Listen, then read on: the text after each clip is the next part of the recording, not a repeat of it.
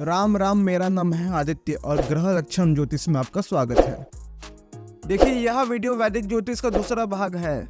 इस वीडियो में हम ज्योतिष के ब्रांचेस के बारे में जानेंगे। इस वीडियो के पहले भाग का लिंक डिस्क्रिप्शन में है।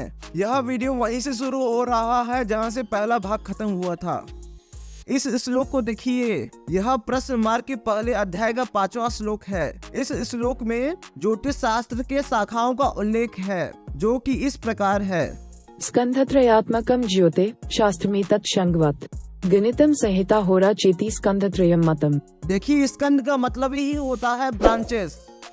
ज्योतिष शास्त्र के मेनली 3 ब्रांचेस हैं। पहला है गणित, इसका एक नाम सिद्धांत भी है। दूसरा है संहिता और तीसरा है होरा। अब चलिए इन तीनों स्कंदों यानी ब्रांचेस को विस्तार से समझते हैं। मैंने आपको बताया था कि ज्योतिष शास्त्र सिर्फ एस्ट्रोलॉजी नहीं बल्कि एस्ट्रोनॉमी अलॉन्ग विद एस्ट्रोलॉजी है। इसमें सिद्धांत हर तरह की एस्ट्रोनॉमिकल चीजों को कवर करता है, जबकि संहिता और होरा प्रेडिक्शन इत्यादि पर्पस के लिए प्रयोग किया जाता है। ये है गणित और ये है फलित। उदाहरण स्वरूप, जब हम किसी व्यक्ति का जन्म कुंडली देखते हैं तो उस कुंडली में ग्रहों की स्थिति, डिग्री इत्यादि का ज्ञान हमें ज्योतिष के गणित भाग से मिलता है, तथा कुंडली की इन ग्रहों की पोजीशन का इंटरप्रिटेशन हम कैसे करें कि हमें व्यक्ति के भूत, भविष्य, वर्तमान का पता लग सके। यह सब ज्योतिष के फलित भाग के अंदर आता है। चलिए अब एक एक करके तीनों पर चर्चा कर लेते हैं। पहला है सिद्धांत यानी गणित भाग। देखिए, इसको भी 2 पार्ट्स में डिवाइड किया गया है। फर्स्ट है मैथमेटिकल कैलकुलेशंस, दूसरा है स्फेरिकल एस्ट्रोनॉमी, जिसे पोजिशनल एस्ट्रोनॉमी भी कहते हैं। मैथमेटिकल एस्ट्रोनॉमी में वह सभी सब्जेक्ट आते हैं जिनका ग्रहों की लॉन्गिट्यूड इत्यादि को कैलकुलेट करने में जरूरत पड़ता है, जो कि है रेखा गणित अर्थात ज्योमेट्री। अगला है अंक गणित अर्थात अर्थमेटिक्स। नेक्स्ट है अव्यक्त गणितम अर्थात अलजेब्रा यानी बीज गणित। इसे अव्यक्त इसलिए कहते हैं क्योंकि इसमें कुछ चीजों की वैल्यू प्री डिसाइडेड नहीं होती। इस इक्वेशन को देखिए, x + 5 = y। देखिए, इस फॉर्मूले में x और y की वैल्यू फिक्स नहीं है, इसलिए इसे अव्यक्त गणित कहा जाता है। अगला है समीकरण यानी इक्वेशंस। इसमें गणित के और भी सब्जेक्ट्स आते हैं, पर मैं उन्हें मेंशन नहीं कर रहा हूँ।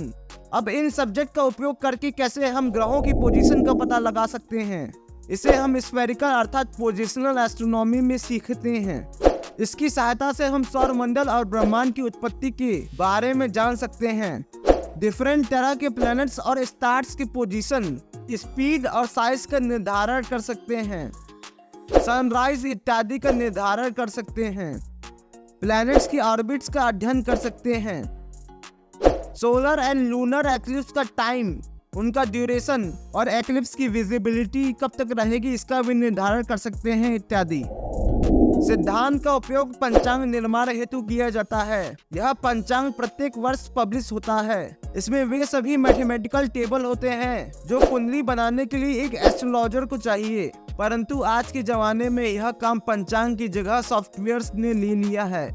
देखिए, ज्योतिष 18 सिद्धांतों को रेफर करता है, जो कि निम्नलिखित हैं। अलग अलग ऋषि, महर्षि इत्यादि ने ग्रहों की गति, स्थिति इत्यादि ज्ञात करने के लिए अपने अपने सिद्धांत दिए हैं, और इन्हीं 18 सिद्धांतों को देने वाले 18 लोग ही ज्योतिष के 18 प्रवर्तक अर्थात ओरिजिनेटर या फिर प्रमोटर कहलाते हैं, जिनमें है सूर्य अर्थात स्वयं सूर्य देव, पितामह यानी स्वयं ब्रह्मा, व्यास जो कि महाभारत के रचयिता हैं, वशिष्ठ जो कि राम जी के कुल गुरु हैं, सप्तऋषियों में से एक महर्षि अत्रि, महाभारत के रचयिता वेद व्यास के पिता महर्षि पराशर, स्वयं कश्यप ऋषि जिनसे हम सब उत्पन्न हुए हैं, नारायण करने वाले नारद मुनि। देखिए, टीवी सीरियल्स ने नारद मुनि को नारायण करके 2 पक्षों में आग लगाने वाला दिखाया जाता है, परंतु ऐसा नहीं है। नारद जी बहुत ज्यादा ज्ञानी थे। इसी प्रकार आगे के क्रम में गर्ग, मरीचि, मनु, अंगिरा, लोमस, पॉलिस, च्यवन, यवन, भृगु, सौनक ऋषि भी 18 प्रवर्तकों में से सम्मिलित हैं। देखिए, आजकल के स्पिरिचुअल लीडर जो बहुत बड़ी कथाएं करते हैं, जिनके कथाओं में बहुत सारे लोग आते हैं, मैं सभी को तो नहीं कह रहा हूँ, परंतु उनमें से कुछ स्पिरिचुअल लीडर्स को आपने कहते हुए सुना होगा कि ज्योतिष काम नहीं करता, ज्योतिष तो पाखंड है। तो मैं आपसे कहना चाहूंगा कि इतने बड़े बड़े ऋषि मुनियों ने इस पर ग्रंथ लिखा, क्या वह आपसे कम बुद्धिमान है? देखिए, दुर्भाग्य की बात यह है कि इनमें से अधिकतर सिद्धांत हमारे पास इसके ओरिजिनल स्वरूप में नहीं है।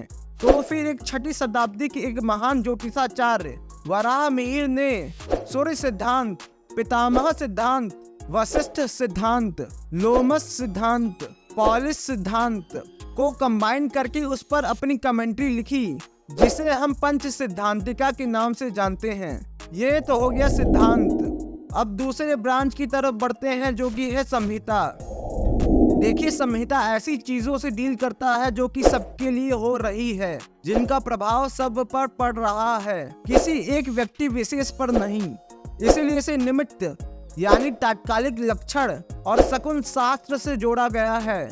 सिंपल शब्दों में इसे एस्ट्रोलॉजी फॉर वर्ल्डली इवेंट्स भी कह सकते हैं। इसमें ओमेन्स देखकर किसी समुदाय, नगर, राज्य, देश का भविष्य बताया जाता है। इसमें धूमकेतु अर्थात शूटिंग स्टार्स, ग्रहण इत्यादि का होना, ग्रहों का एक राशि से दूसरी राशि में परिवर्तन अर्थात ग्रहों का गोचर तथा हर तरह की प्राकृतिक घटना का अध्ययन शामिल है, जो सबके लिए हो रहा है, जिसका प्रभाव सभी पर पड़ रहा है, जिसके द्वारा पुराने जमाने में राज ज्योतिषियों द्वारा पता लगाया जाता था कि बारिश कब होगी, मौसम कैसा रहेगा, महामारी आएगी कि नहीं, इस वर्ष सूखा बाढ़ इत्यादि से राज्य परेशान रहेगा कि नहीं। इसीलिए आज के जमाने में इसी संहिता भाग को मंडेन एस्ट्रोलॉजी यानी मैदानी ज्योतिष के नाम से जाना जाता है। वैसे तो बहुत सारे ऋषि मुनियों ने संहिता पर ग्रंथ लिखे हैं, जैसे कि नारद संहिता, वशिष्ठ संहिता, भृगु संहिता इत्यादि, पर इसमें सबसे ज्यादा पॉपुलर वराहमिहिर की वृहत संहिता है।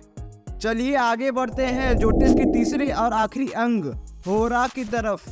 देखिए, सिंपल शब्दों में होरा का मतलब है व्यक्तिगत अर्थात पर्सनलाइज्ड एस्ट्रोलॉजी, जिसमें एक व्यक्ति विशेष का प्रेडिक्शन इत्यादि किया जाता है। इसको भी 3 पार्ट्स में डिवाइड किया गया है, जातक शास्त्र, प्रश्न शास्त्र और मुहूर्त शास्त्र। यदि जातक शास्त्र की बात करें तो इससे हम सब लोग चिर परिचित हैं। इसमें व्यक्ति के जन्म के समय बनी हुई कुंडली के माध्यम से उसके भूत, भविष्य, वर्तमान इत्यादि का कथन किया जाता है। आप सबको पता ही होगा कि ज्योतिष हमारे कर्मों को रीड करने का एक स्क्रिप्ट यानी लिपि है। हमारे कुंडली के सारे शुभ और अशुभ योग हमारे ही कर्मों द्वारा निर्धारित किए गए हैं। अब आप लोगों में से ज्यादातर लोग यह सोचते होंगे कि नवजात शिशु ऐसा कौन सा कर्म कर देता है कि उसके कुंडली में खराब या फिर अच्छे योग बनते हैं। देखिए, ये सारे योग अवयोग नवजात शिशु के इस जन्म के कर्म के आधार पर नहीं डिसाइड हुए हैं। ये खराब या अच्छे कर्म उसके पूर्व जन्मों के कर्मों का फल है। देखिए, आप सब लोग सोचते होंगे कि हमारी कुंडली हमारे जस्ट पिछले जन्म के कर्मों का फल है, परंतु ऐसा नहीं है। हमारी जन्म कुंडली के सभी योग अवयोग हमारे प्रीवियस कर्मों को दर्शाते हैं, और यह प्रीवियस कर्म हमारे जस्ट पिछले जन्म का भी हो सकता है, 10 जन्म पहले का भी हो सकता है और 200 जन्म पहले का भी हो सकता है। इसमें कोई बाउंडेशन नहीं है। अब दूसरा है प्रश्न शास्त्र। इसका उपयोग मूलतः ऐसी चीजों के बारे में जानने के लिए किया जाता है जो जन्म कुंडली में आसानी से नहीं पता लगाया जा सकता। सपोज के लिए आपसे कोई पूछा कि मेरा सोने का चेन कहीं खो गया है, वह मुझे मिलेगा कि नहीं मिलेगा, और यदि मिलेगा तो कहाँ मिलेगा। अब बताइए, इसे आप जन्म कुंडली में कहाँ से ढूंढेंगे?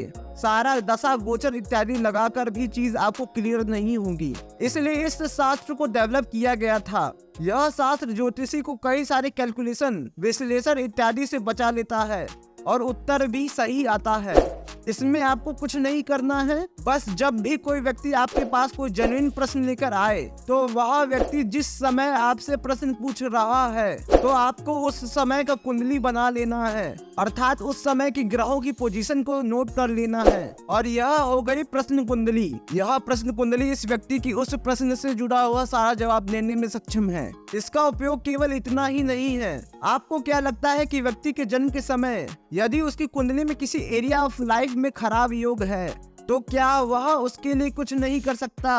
क्या केवल उसके प्रीवियस जन्म के कर्म ही काउंट होंगे? वह जो इस जन्म में अभी तक कर्म किया है, क्या उसका कोई मूल्य नहीं है? सपोज के लिए आपके पास कोई व्यक्ति अपनी जन्म कुंडली लेकर आया और उसने कहा कि बताइए मेरा वैवाहिक जीवन कैसा रहेगा, और यदि उसकी कुंडली में 7th हाउस यानी विवाह का स्थान खराब है, लेकिन प्रश्न कुंडली में विवाह का स्थान सुधर गया है, तो इसका मतलब यह है कि उस व्यक्ति ने पिछले जन्म में अपने वैवाहिक जीवन में बुरे कर्म किए थे, परंतु वह इस जन्म में अपने कर्मों से पश्चाताप करके इसे इम्प्रूव कर लिया है। अब यदि इसका उल्टा हो, यदि जन्म कुंडली में 7th भाव अच्छा हो और प्रश्न कुंडली में खराब हो, तो इसका मतलब ये है कि वह व्यक्ति अपने वैवाहिक जीवन में जिन बुरे फलों की प्राप्ति कर रहा है, वह पिछले जन्म से नहीं आ रहा है, बल्कि इसी जन्म के कर्मों का फल है। अब व्यक्ति के जन्म कुंडली में जो भी अच्छे बुरे फल हैं, वह यदि सेम टू सेम प्रश्न कुंडली में भी दिख रहा है, तो उसमें इस जन्म का कोई रोल नहीं है, सब कुछ पिछले जन्म से ही आ रहा है। इसका मतलब ये है कि जन्म कुंडली केवल हमारे प्रीवियस बर्थ के कर्मों को दर्शाती है, और प्रश्न कुंडली प्रीवियस बर्थ के कर्मों के साथ साथ इस जन्म में जन्म से लेकर अभी तक के कर्मों को दर्शाती है। इसलिए प्रत्येक ज्योतिषी का दायित्व बनता है कि वह जब भी जन्म कुंडली का विश्लेषण करे, तो साथ ही साथ प्रश्न कुंडली का निर्माण भी कर लेना चाहिए। अब अगला है मुहूर्त शास्त्र। इससे भी आप चीज परिचित होंगे कि इसका उपयोग किस लिए होता है। इसका उपयोग वह ऑस्पिशियस टाइम जानने के लिए किया जाता है जिसमें किया गया कोई पर्टिकुलर कार्य सिद्ध यानी सफल हो जाए। देखिए, मुहूर्त अर्थात ऑस्पिशियस टाइम निकालने का सबसे पहले वर्णन वेदों में आता है। पहले के जमाने में यज्ञ इत्यादि करने के लिए प्रॉपर मुहूर्त इत्यादि निकाला जाता था, क्योंकि यज्ञ खुले में होते हैं, इसलिए यज्ञ करते समय बारिश इत्यादि विघ्न न आ जाएं, इसके लिए मुहूर्त चयन किया जाता था। अब सवाल यह आता है कि ईश्वर तो परम कृपालु है, क्या ईश्वर की प्रार्थना यज्ञ इत्यादि करने के लिए भी हमें मुहूर्त की आवश्यकता है? ऐसा नहीं है। देखिए, आप ईश्वर की प्रार्थना कभी भी शुरू करिए, आपको आज नहीं तो कल ईश्वर के आशीर्वाद प्राप्त होगा ही होगा। But the reason is maximum result in minimum effort, यानी मुहूर्त के ज्ञान द्वारा आपको कम मेहनत में ज्यादा रिजल्ट मिलता है। लोग कहते हैं कि सफलता की कोई कुंजी नहीं होती, लेकिन मुहूर्त शास्त्र ही एक ऐसा शास्त्र है जो सक्सेस रेट को बढ़ा देता है। और यह था ज्योतिष के सभी स्कंद यानी ब्रांचेस का संक्षिप्त विवरण। और ये रहा ज्योतिष का इंट्रोडक्शन वीडियो। आशा करता हूँ आपको मेरा यह वीडियो पसंद आया होगा, कुछ नया सीखने को मिला होगा। अब यदि आप ऐसे ही एनिमेटेड वीडियोस देखना चाहते हैं तो मेरे चैनल को लाइक और सब्सक्राइब करिए और शेयर भी करिए, ताकि मुझे थोड़ा मोटिवेशन मिल सके। चलिए, अब मिलते हैं किसी और एनिमेटेड वीडियो में। जय श्री राम।